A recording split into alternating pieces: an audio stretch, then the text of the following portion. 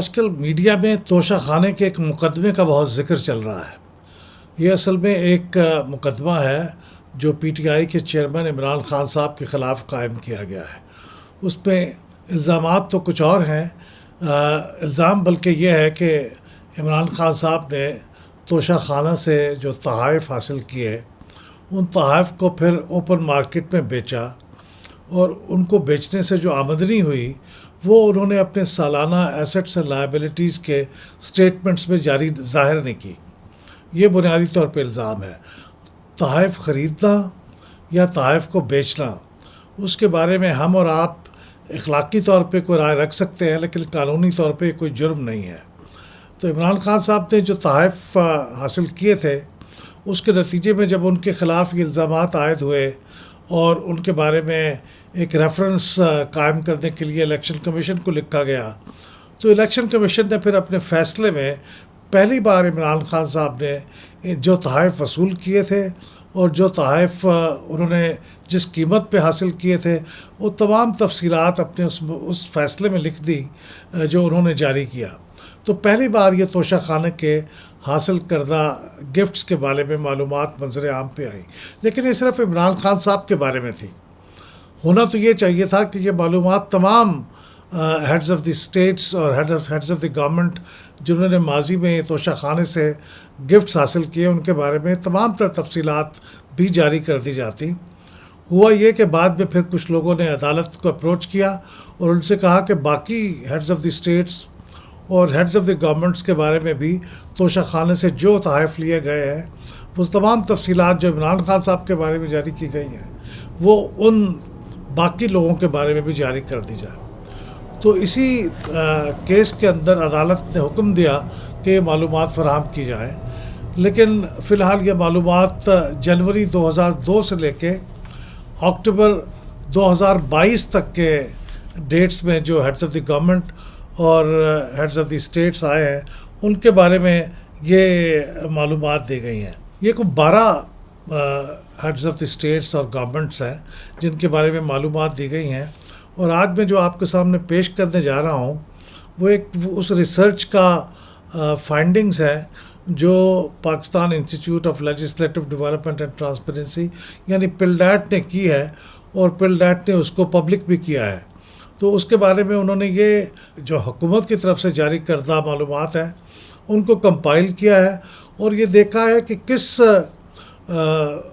ہمارے سربراہ نے، خواہ وہ سربراہ حکومت تھا یا سربراہ مملکت تھا، کتنے مالیت کے تحفے توشہ خانے سے حاصل کیے ہیں، اور پھر وہ جو مالیت کے تحفے تھے ان کو انہوں نے کنورٹ کیا ہے پر ایئر آف دیئر گورنمنٹ، یعنی ایک صاحب جو 5 سال میں انہوں نے کچھ تحفے اکٹھے کیے ہیں یا تحفوں کی مالیت بنتی ہے، ان کو پھر پر ایئر پہ ڈیوائڈ کر دیا ہے تاکہ ایک ریئلسٹک سی چیز سامنے آ سکے۔ کیونکہ ایک صاحب جو 6 مہینے کے لیے وزیر اعظم رہے اور انہوں نے کچھ تحائف لیے، اور ایک صاحب جو 5 سال تک کے لیے وزیر اعظم رہے اور انہوں نے کچھ تحائف اکٹھے کیے، تو دونوں کو کمپیریزن اس کا فیئر نہیں ہوگا اگر اس کو ہم ریلیٹ نہ کریں اس مدت سے جس مدت کے لیے وہ وزیر اعظم رہے۔ تو ہم نے per year of their duration of service اس کو ہم نے کاؤنٹ کیا ہے، اور پھر بعد میں یہ سوال پیدا ہوا کہ دیکھیے یہ تو ڈالرز میں اس کی ویلیو تھی اور ڈالر سے پھر روپوں میں کنورٹ ہوئی، تو مختلف زمانوں میں ڈالر کا جو کنورشن ریٹ ہے روپیز میں وہ مختلف رہا ہے۔ تو یہ بھی کوئی ایکوریٹ نہیں ہوگا کہ آپ صرف روپوں کے اندر تحفوں کی مالیت کو ظاہر کریں۔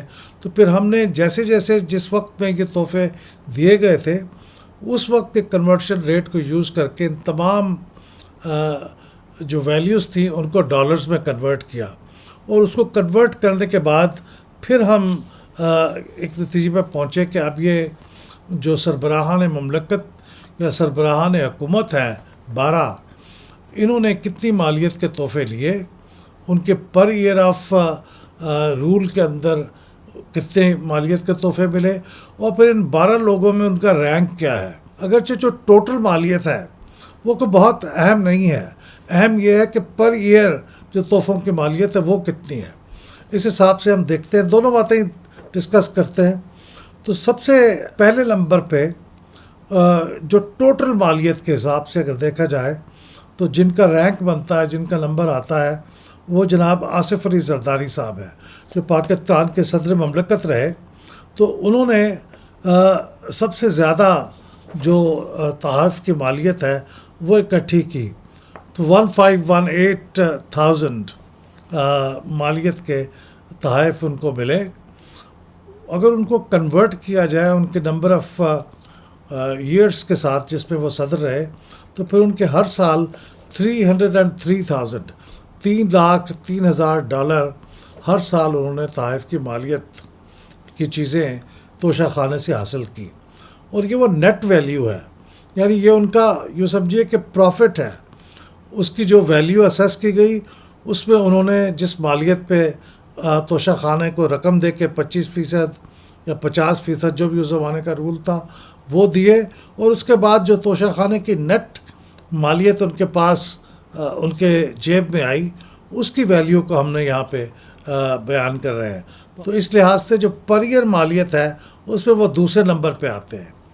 پر ایئر مالیت کے حساب سے جو سب سے زیادہ پہلے نمبر پہ آتے ہیں جنہوں نے سب سے زیادہ تحائف وصول کیے، تو ان کی تقریباً $7 lakh پر ایئر بنتی ہے شاہد خاقان عباسی صاحب کی، جو پاکستان کے وزیر اعظم رہے ہیں. بڑے تھوڑے عرصے کے لیے رہے، لیکن اس تھوڑے عرصے میں بھی انہوں نے جو تحائف حاصل کیے اس کو جب ایک سال کے اوپر ہم کنورٹ کرتے ہیں تو $699,000 پر ایئر ان کو تحائف کی مالیت حاصل ہوئی.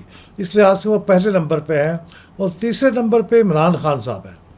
عمران خان صاحب کو $1,96,000 ایک سال میں ان کی ایوریج بنتی ہے ان تحائف کی جو انہوں نے حاصل کی ہے. اور اس کے بعد چوتھے نمبر پہ ہیں جناب نواز شریف صاحب. ان کی جو تحفوں کی مالیت ایک سال کی بنتی ہے وہ $1,26,000 بنتی ہے. پانچویں نمبر پہ جناب شوکت عزیز صاحب ہیں، جو پاکستان کے سابق وزیر اعظم ہیں، اور ان کی جو ایک سال کی تحائف کی جو نیٹ مالیت بنتی ہے وہ $95,000 بنتی ہے. چھٹے نمبر پہ جناب ظفر اللہ خان جمالی مرحوم، وہ بھی سابق وزیر اعظم ہیں پاکستان کے. ان کی مالیت بنتی ہے جو کہ $30,000 پر ایئر کے حساب پہ ایوریج ہوتی ہے. ساتویں نمبر پہ جناب جنرل ریٹائرڈ پرویز مشرف صاحب ہیں مرحوم. ان کی جو سالانہ تحائف کی مالیت بنتی ہے وہ $29,600 بنتی ہے. اس کے بعد جو آٹھویں نمبر پہ ہیں وہ جناب راجہ پرویز اشرف ہیں. وہ بھی تھوڑے عرصے کے لیے وزیر اعظم بنے، لیکن انہوں نے جس مالیت کے تحائف پر ایئر حاصل کیے وہ $17,000 سے تھوڑا سا زیادہ ہے، $17,100. 9ویں نمبر پہ نام آتا ہے جناب ممنون حسین صاحب مرحوم کا، جو پاکستان کے سابق صدر تھے. انہوں نے $12,100 پر ایئر کے حساب سے تحائف کی مالیت سے فائدہ اٹھایا. اس کے بعد نمبر آتا ہے جناب شہباز شریف صاحب کا، جو موجودہ وزیر اعظم ہے. اس وقت جب میں یہ بات کر رہا ہوں تو وہ 10ویں نمبر پہ ہے، اور ان کو $7,600 سالانہ کے حساب سے ان کا جو تحائف انہوں نے حاصل کیے وہ بنتے ہیں. اور 11ویں نمبر پہ ہیں جناب سید یوسف رضا گیلانی صاحب.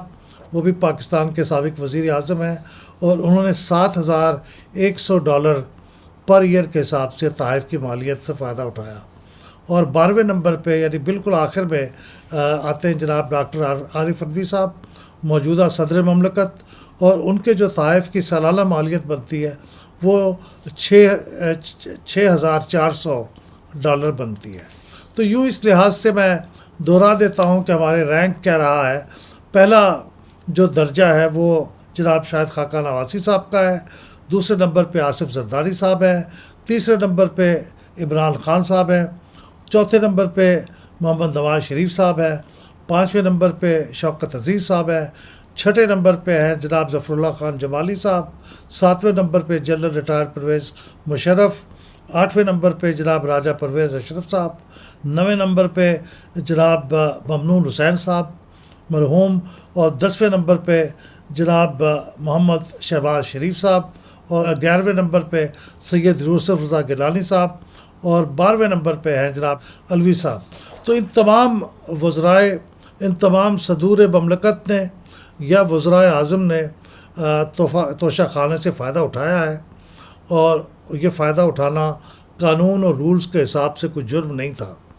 इस वक्त जो मुकदमा जो चल रहा है इमरान खान साहब, वो इसलिए नहीं चल रहा कि उन्होंने ये तहफ़ हासिल किए थे, बल्कि उन्होंने वो कुछ तहफ़ को बाद में बेच भी दिया, और उससे भी उनके पास जो रकूम आई, वो रकूम उन्होंने फिर अपने एसेट्स एंड लायबिलिटीज़ के स्टेटमेंट में ज़ाहिर नहीं की। तो ये मुकदमा उसके बारे में है, क्योंकि अगर ये आप ज़ाहिर ना करें तो फिर ये भी करप्ट प्रैक्टिसेस में शुमार होता है, उसमें आप डिस्क्वालीफाई हो सकते हैं, आपको सज़ा भी हो सकती है।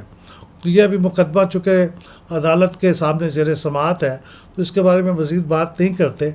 लेकिन तोशा खाने के बारे में ये जो वावेला उठा था, ये एक बहुत होनहार सहाफ़ी थे जिन्होंने राइट टू इन्फॉर्मेशन के तहत ये मालूमात हासिल करना चाहिए थी। कैबिनेट डिवीज़न ने उन्हें इनकार कर दिया था।